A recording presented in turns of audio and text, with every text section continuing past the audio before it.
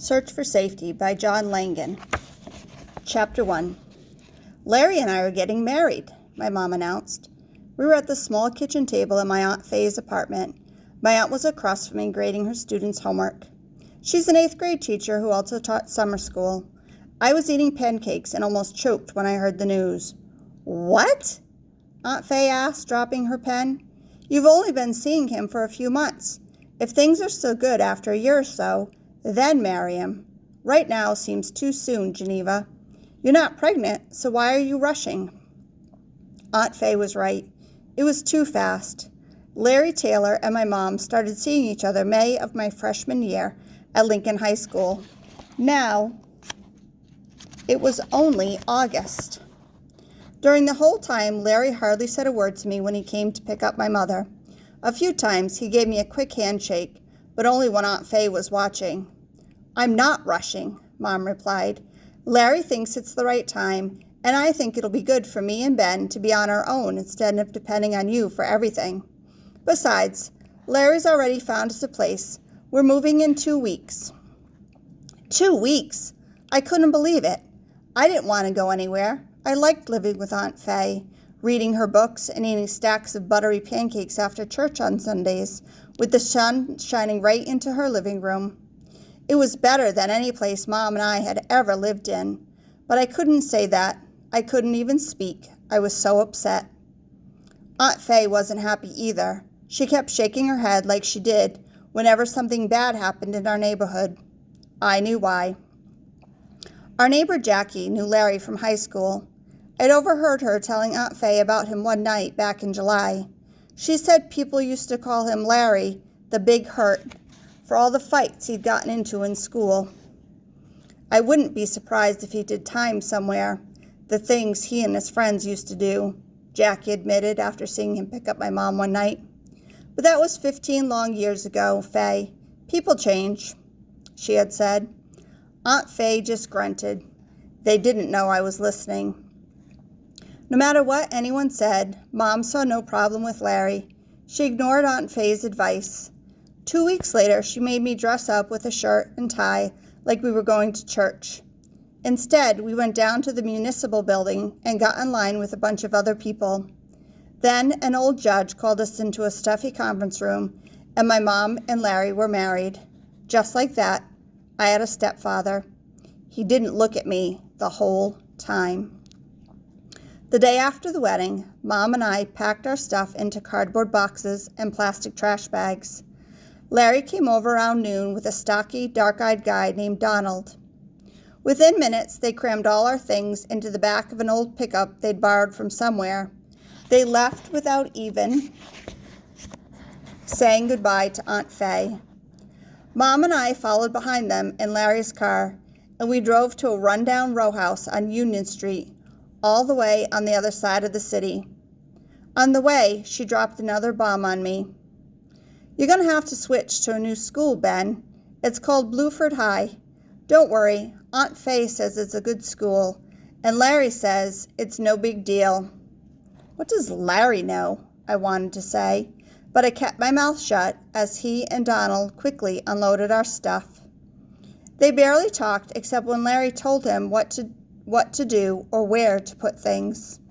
You get the top floor, Larry grunted to me as I walked into the house for the first time.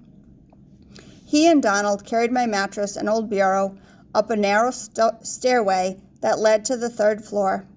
I followed them, lugging up an old folding chair and a card table. We entered a small room with a cracked window that faced out onto busy Union Street. The walls were a faded blue, streaked in some places with brown water stains from leaks in the ceiling. A larger back room was empty except for a rusty attic fan mounted in the window. It made a clicking noise when I turned it on and worked only at slow speed. I spent the rest of the day unpacking and trying to make the dreary room feel like home, but I kept hoping that Mom would change her mind and move back in with Aunt Faye. It didn't happen. The next day, I learned Larry's house rules. It was mid-afternoon and I was on the couch watching TV when I heard someone unlock the front door.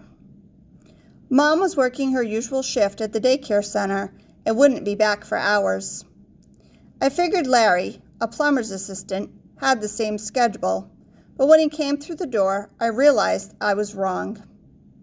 "How's it going?" I mumbled to him. It was our first time alone in the house. "About time we had a chance to talk," he replied, shouldering past me to the kitchen. He came back a second later with a cold beer and grabbed the TV remote that I'd left on the couch. "There are going to be days when your mom and I get back from work and want to just hang out by ourselves.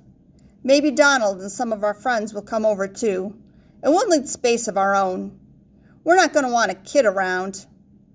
He paused to drink some beer. "Now, you got a nice room upstairs where you can hang out, and I expect you to use it. You with me, Benny?" Making me leave Aunt Faye and move into the beat-up house was bad, but now Larry was trying to boss me around too. I couldn't keep my mouth shut. "My mom's paying half the rent here, so this is my place too," I blurted out. "And my name's Ben, not Benny," I added. Larry snapped. He slammed down his beer and leaped out of his chair, grabbing me by the shirt. I'm 5'8" and weigh 140 pounds, but Larry was at least 6 inches taller than me. His arms were solid like black metal pipes in Aunt Faye's basement. He held my collar so tight I almost couldn't breathe. For a second, I was helpless. "Get your hands off me," I wanted to say, but I couldn't speak.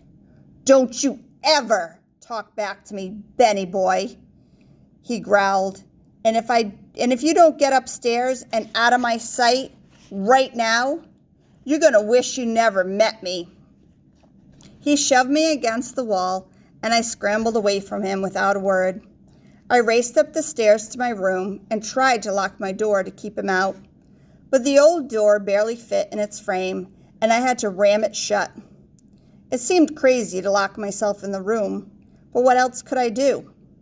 I didn't want Larry anywhere near me. About an hour later, I heard the front door slam. I looked out my window and saw Larry get in his old Dodge and drive off. It was past lunchtime, and I was hungry. I figured he'd gone back to work and would be out for hours, so I went downstairs to get something to eat. Aunt Faye had bought us groceries to take with us when we moved, so the kitchen was already stocked with food.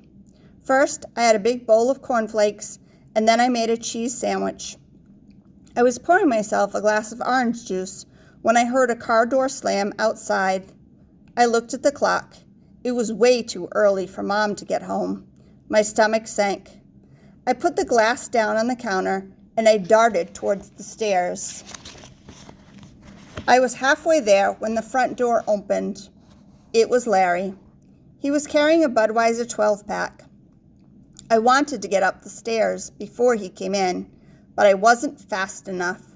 "What are you doing here?" Larry's voice boomed through the living room, and his face twisted in anger.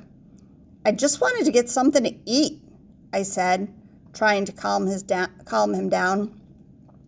"I'm going back to my room right now." I moved towards the stairs, but Larry stepped in front of me, putting the 12-pack down. "When I want you upstairs, you stay upstairs," he yelled.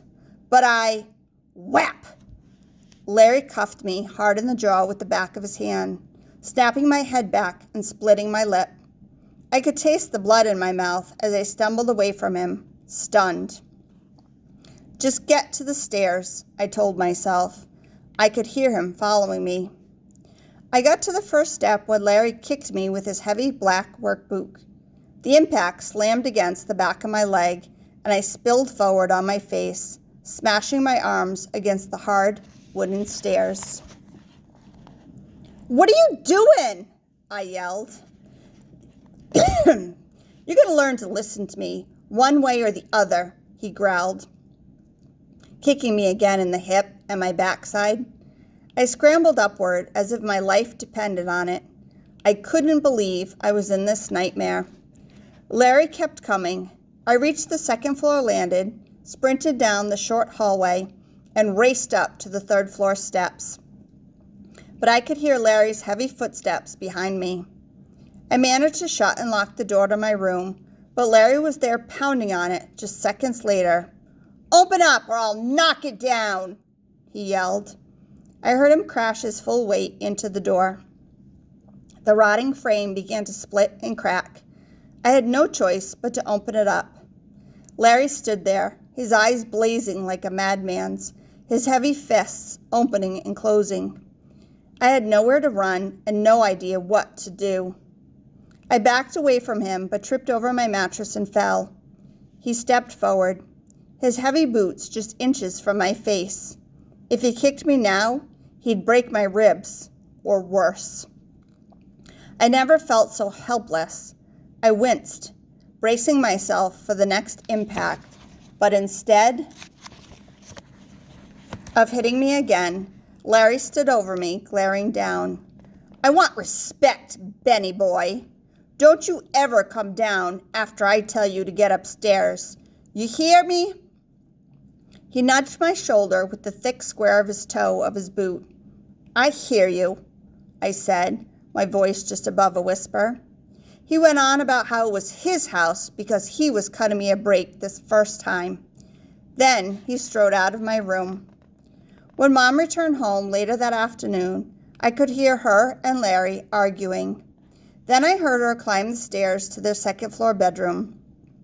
I knew she was changing out of her work clothes. It was what she always did after she got home. A few minutes later, I heard her flip-flops slopping against the wooden stairs that led to my room. I stayed on the mattress as she walked in and sat down on the folding chair. "Ben, don't be giving Larry a hard time," she said. "When he gets home from work, he needs time to himself. Just do what he says and stay out of his way." I looked quickly to my mom and then turned away, my lips still swollen from where he'd backhanded me. I knew Mom was tired. The weariness in her voice told me she'd had another long day at the daycare center. Maybe someone called out sick, or the kids were acting up again, or a parent got upset about something. I'd heard all the stories she told Aunt Faye. And with our move to Union Street, things were harder. Mom's bus ride was now almost an hour long, but I didn't care. None of that made what Larry did right. "It'll be okay, Ben. Just give him some time," she said. "He's not used to having a kid in the house. I know he'll come around. You'll see." "But this is our house, too," I said, not even looking at her. My eyes started to burn. "He and I are paying the rent, not you, Ben. You've got to make the best of our situation. We want to make this work." My heart sank at her words. Mom wasn't going to stand up for me. She'd married Larry, and if push came to shove, she was going to take his side, not mine. I closed my eyes and forced the tears back. My mother put her hand on my shoulder, but I shrugged it away. She sighed, frustrated at me. Seconds later, I heard the slap of her flip-flops fade as she slowly went down the stairs. I stared at the ceiling for hours then, watching dark shadows stretch across my room, dimming in the dimming sunlight. They were like the bars of a cage.